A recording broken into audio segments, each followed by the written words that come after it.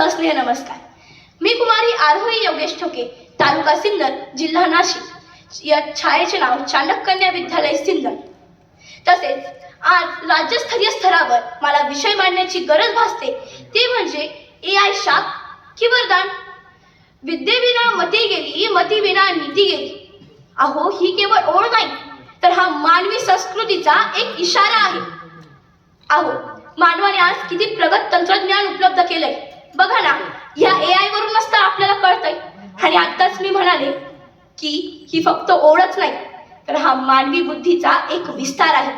अहो, महात्मा ज्योतिराव फुले यांनी अज्ञानाच्या प्रकाशातून, अज्ञानाच्या अंधारातून एक शिक्षणाची मशाल पेटवली. आणि अशा क्रांतिकारी विचारवंतांच्या जयंतीनिमित्त आज मी इथे उभं राहून आपण नवीन युगाच्या उंबरठ्यावर उभं राहून प्रश्न विचारत आहोत की ही कृत्रिम बुद्धिमत्ता शाप आहे की वरदान. अहो, इतिहास साक्षी आहे की प्रत्येक नवं तंत्रज्ञान मानवाला दोन वाट दाखवतं. एक म्हणजे विकासाची आणि ती दुसरी म्हणजे विनाशाची. आज आपण आग शोधली, अन्न शिजवलं, पण त्याच आगीमुळं आज युद्धही पेटलं. आपल्याला अणुऊर्जा मिळाली, आपल्याला वीज मिळाली, पण बॉम्बही बनला. आणि आज AI. हे AI म्हणजे काय हो? हे फक्त तंत्रज्ञान नाही तर हा मानवी बुद्धीचा एक विस्तार आहे. पण प्रश्न इथेच आहे की हा विस्तार विवेकाचा आहे की अहंकाराचा. अहो, आपला मेंदू तर वाढतोय पण आपलं मन लहान होतं तर ही प्रगती नाही, हा विनाशाचा प्रारंभ ठरतोय. आणि खरं तर आज AI विद्यार्थ्यांना उत्तर देतं. पण मला सांगा, आपल्याला उत्तर मिळणं गरजेचं आहे की प्रश्न विचारणं? अहो, महात्मा ज्योतिराव फुले यांनी शाळा उघडल्या, बरोबर की नाही? सांगा, बरोबर की नाही? पण मग त्यांनी शाळेत फक्त पाठांतर शिकवलं का हो? तर बिलकुल नाही. त्यांनी शिकवलंय विचार करणं. आज AI विद्यार्थ्यांना रेडीमेड उत्तर देतं. पण जर आजच्या पिढीने विचार करणं थांबवलं ना तर ही पिढी सुशिक्षित म्हणायची हे नियंत्रित, हे मात्र तुमचं तुम्हीच ठरवा. आता एक उदाहरण घ्या ना. आता साधं विद्यार्थ्यांना सांगितलं निबंध लिहून आणा तरी AI, प्रकल्प लिहून आणा तरी AI.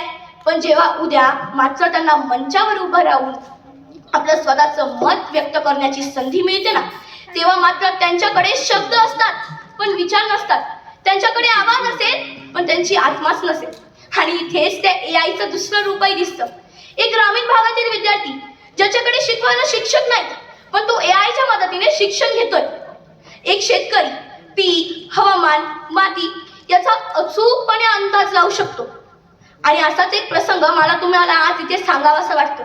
मी एकदा माझ्या मैत्रिणीच्या घरी गेले होते. तेव्हा तिथे तिची छोटी बहीण होती. तर तिने मला सांगितलं, बघा हा ताईची गंमत बघ. त्यावेळेस त्या माझ्या मैत्रिणीने त्या छोटीला प्रश्न विचारला, चल बरं आता पटकन ABCD बोलून दाखवती तिला.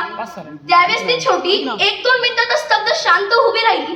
पण मात्र तिने झटकन उत्तर दिलं, दीदी 5 मिनिटं फोन दे बरं, लगेच गुगल वरून ABCD काढते, ऐकते आणि पाठ करून तुला म्हणून दाखवते. मग आता या प्रसंगावरून तर तुम्हाला कळालंच असेल की AI शाप आहे की वरदान. एक डॉक्टर रुग्णांचं निदान अधिक अचूकपणे करू शकतो. अहो, जर ज्ञान खऱ्या अर्थानं सर्वांपर्यंत पोहोचतंय, ते समता निर्माण करण्याचं काम करतंय, तर खरंच ते महात्मा ज्योतिराव फुले यांचं स्वप्न. पण जर चुकून सुद्धा ते आज आपण बघतच आहोत.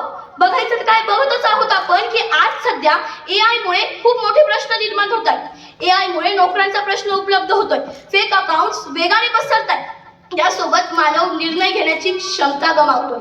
आणि त्याहूनही अधिक मोठा धोका म्हणजे माणूस विचार करणारा न राहता फॉलो करणारा राहतोय. अहो, महात्मा ज्योतिराव फुले यांनी गुलामगिरी विरुद्ध लढा दिलाय. पण आजकालची गुलामगिरी मात्र अत्यंत वेगळी.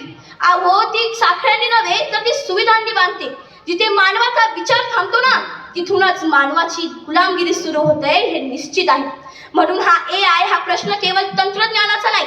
अहो, हा प्रश्न आहे आपल्या संस्कारांचा, आपल्या शिक्षणांचा, आपल्या मूल्यांचा. आणि असाच एक घटना तुम्हाला सांगते. आता काही दिवसांपूर्वीची घटना आहे ती. एक 13 वर्षाचा विद्यार्थी रोज ChatGPTशी संवाद साधत असतो. एके दिवशी ChatGPT त्याला असा काही मेसेज टाकते की तो मुलगा तो मेसेज सहन नाही करू शकत आणि त्यामुळे तो स्वतःच आत्महत्या करून घेतो. जर ज्ञान खऱ्या अर्थाने सर्वांपर्यंत पोहोचतंय, ते समता निर्माण करायचं काम करतंय, तर मात्र ते आपल्या ज्योतिराव फुले यांच्या स्वप्नातील वरदान ठरेल. पण मात्र ते माणसाला आळशी बनवतंय, माणसाची विचारशक्ती हिरावून घेतंय, ते सत्याला झाकतंय, तर ते नव्या युगातील शापच ठरणार. आणि एवढं लक्षात ठेवा की AI तुमचं भविष्य ठरवणार नाहीये, पण तुमचे विचार मात्र ना त्या AIचं भविष्य नक्की ठरवू शकतात. हातात तंत्र आणि डोक्यात विवेक. अहो, हातात तंत्र आणि डोक्यात विवेक हीच तर खरी प्रगतीची ओळख आहे. आणि शेवटी महात्मा ज्योतिराव फुले यांच्या विचारांना वंदन करते आणि जाता जाता एवढंच ठामपणे सांगून जाते की यंत्रे बुद्धिमान होत आहे आणि माणूस मात्र सुन्न होत आहे. मी काय म्हटले? यंत्रे बुद्धिमान होत आहेत पण माणूस मात्र सुन्न होत आहे. जर उत्तर असेल हो, तर AI मात्र तुमच्यासाठी वरदान. पण जर उत्तर नसेल नाही, तर AI आपल्या सर्वांसाठी हा श्रापच ठरणार. धन्यवाद. हॅलो. ज्यांचे कोणाचे जेवण बाकी असतील त्यांनी